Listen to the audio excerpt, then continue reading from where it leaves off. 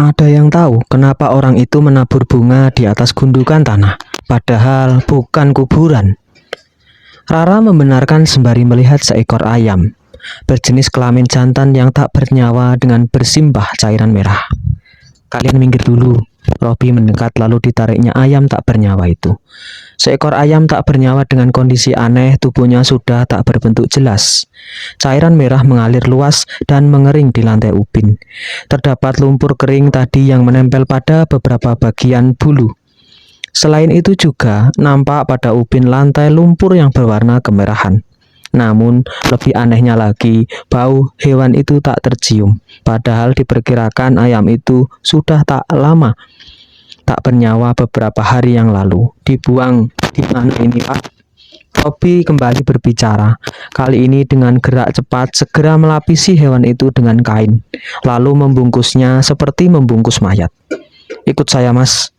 Pak Kades berbalik badan menuju dapur dan keluar rumah melalui pintu belakang. Robi membenarkan ayam sembari berjalan mengekor. Kubur saja di sana, perintah Pak Kades. Pada pekarangan belakang rumah yang masih terbilang sangat asri, rimbunan rumput yang luas namun tidak tinggi karena telah dirapikan.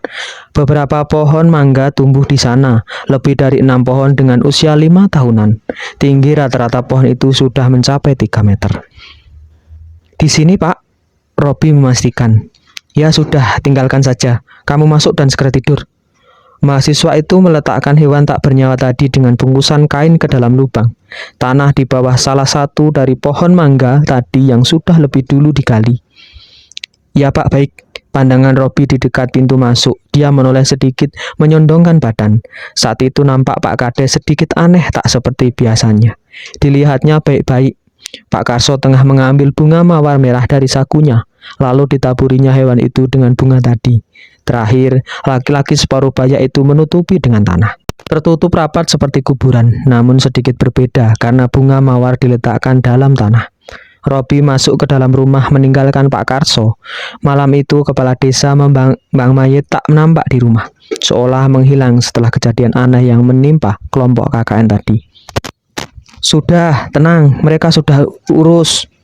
Tenang aja, Mai. Putra berusaha membuat Mayang sedikit tenang dengan duduk di kursi kayu, sementara Rara menemani mereka berdua dengan berdiri di samping Mayang. Kenapa ada tubuh ayam tak bernyawa di sana? Siapa yang bawa hewan tak bernyawa ke dalam kamar? Mayang ingin tahu karena tak lazim hal itu terjadi, terlebih di dalam kamar. Sudah, Mai, aku sudah kubur di belakang rumah. Mungkin ayam itu sembunyi di kamar, terus akhirnya tak bernyawa di sana. Robi berusaha menenangkan Mayang yang masih menyisakan rasa ketakutan. Tapi aku masih mau pindah kamar. Aku nggak mau di kamar itu lagi. Mayang bersikeras untuk tak mau menempati kamar yang ditentukan kepadanya Rara.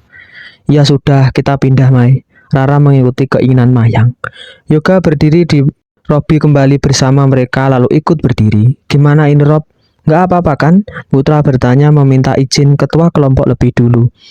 Aku nggak masalah, lagian barang-barangku juga belum dipindah ke lemari kan? Gimana kamu, Kak?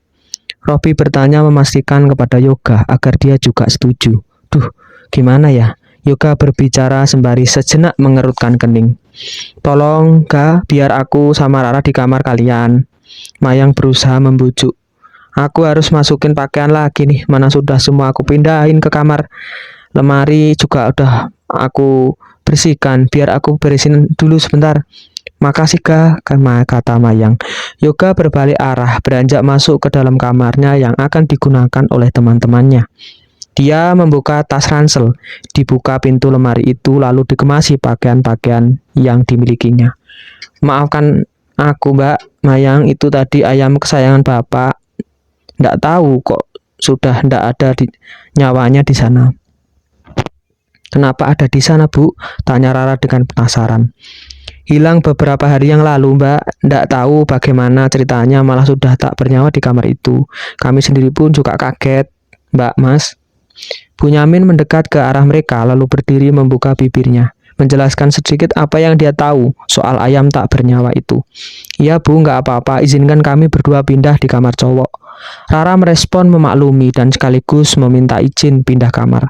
"Silakan Mbak Rara, ndak masalah. Mayang, Rara, kalian bisa pakai, aku sudah selesai." Yoga datang memberitahu dengan cepat dia sudah membereskan pakaiannya untuk dimasukkan kembali ke dalam tas ransel. Meski sedikit keberatan, namun dia memaklumi permintaan Mayang. Mereka memutuskan berpindah kamar. Rara dan Mayang menempati kamar cowok di belakang, sedangkan untuk Robi, Yoga, dan Putra menempati kamar cewek di depan. Mereka sudah berganti kamar. Malam itu mereka memutuskan untuk tidur di kamar belakang. Para mahasiswa belum bisa tidur. Mereka masih memikirkan apa yang barusan mereka alami. Dikubur di mana tadi? Putra yang berbaring di pinggir kiri ingin tahu. Sementara di tengah ada Robi dan pinggir kanan ada Yoga. "Kamu kan tadi ikutin Pak Karso kan? Kemana kalian?" Nampak Yoga kali ini juga penasaran. "Belakang rumah, di sana ada pekarangan luas, ada pohonnya juga, mangganya banyak. Pak Karso nyuruh aku masukin ke dalam lubang kecil." Robi hati-hati menceritakan apa yang dilakukan dan beberapa saat terakhir apa yang dia lihatnya. "Bunga mawar merah dari saku?" tanya Putra kaget mendengar cerita Robi. "Aneh banget ini, Rob. Coba pikir, lubang itu juga sudah dibuat, menandakan kan memang sudah dipersiapkan sebelumnya." Yoga ikut merespon saat itu. "Benar kata Yoga," Putra membenarkan. "Jangan keras-keras kalian bicara. Ini di rumahnya, pelan sedikit." Robi memperingatkan untuk lebih hati-hati. Waktu terus berjalan, mereka berakhir dengan tertidur pulas. Bahkan terdengar Yoga mendengkur pelan. Pagi harinya, suara ayam berkokok membuat hari itu nampak ceria. Matahari sudah mulai terlihat sedikit, embun fajar mulai tergeser oleh cahaya pagi itu. Persoalan malam tadi sudah sejenak terlupakan oleh mereka. Pak Karso," panggil seseorang. Suara panggilan seseorang yang berada pada ambang pintu di depan rumah. Robi yang sudah bangun segera menemui tamu itu. "Permisi, Mas." "Oh iya Pak, maaf Pak, kadesnya nggak ada di rumah."